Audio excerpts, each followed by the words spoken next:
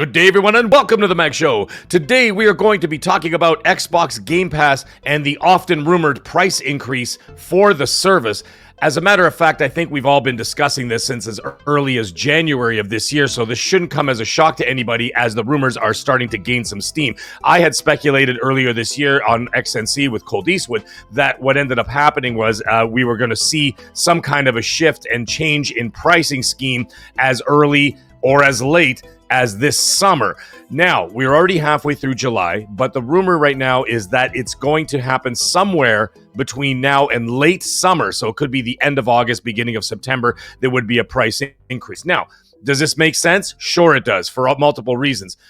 The one is the rising cost of gaming and everything else that's going on with that, and the labor that's happening. Look at the cuts that just happened at Microsoft. This shouldn't be a shock to anybody. Now, the other thing is, you would probably want to do that price increase before you drop something like Call of Duty and Outer Worlds 2 in the fall, amongst other games, right? So now you're looking at this situation. There's also another rumor out there about a new tier coming in. We will get to that in just a moment. Either way, looks like the rumor is saying that it's going to be a $5 price increase. That would make a Game Pass Ultimate $25 for the US and $30 for me up here in Canada, which works out to about almost $35 with tax and everything included. That's where people are going to start getting, as I like to always say, getting a little more picky-choosy about how often they get it. Now, I understand people buy them in stacks and you buy them on sale and you do the CD keys and all that jazz.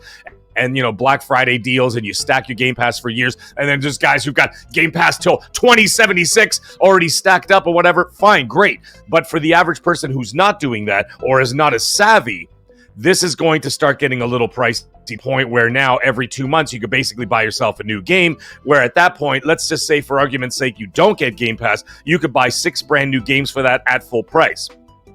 Again, not waiting for Black Friday sales or summer sales or winter sales or whatever it is and getting games for much cheaper. So people are going to have to start making decisions here. However, there's also another rumor out there talking about how there's going to be a new tier in Xbox Game Pass, and that tier would be a streaming-only tier, and that would be offered for a cheaper price. I don't know what that price is. I'm not even sure if this is 100% going to happen. It's just something that has crossed my plate, and I thought I'd just talk about it and speculate as to where this could possibly go.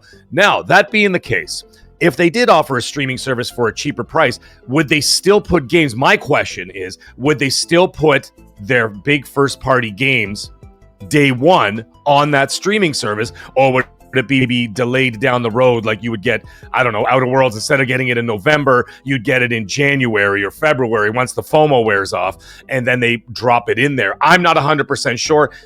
We could speculate about that all day long. But either way, the news right now is that Xbox Game Pass is getting a $5 increase, and it could be happening as soon as this summer, and there could be a new tier introduced for a cheaper price, streaming only. Now, the thing I want to talk about with this streaming only situation is that it actually, if this does come to fruition, this actually could be really great for the casual consumer who wants to be able to get in there. Let's just say, for argument's sake, never mind what I had just said with my speculation about maybe delaying day one games by a little bit and then offering that only for the ultimate tier. However, let's just say they did do that, for argument's sake. Let's say you did get Call of Duty day one.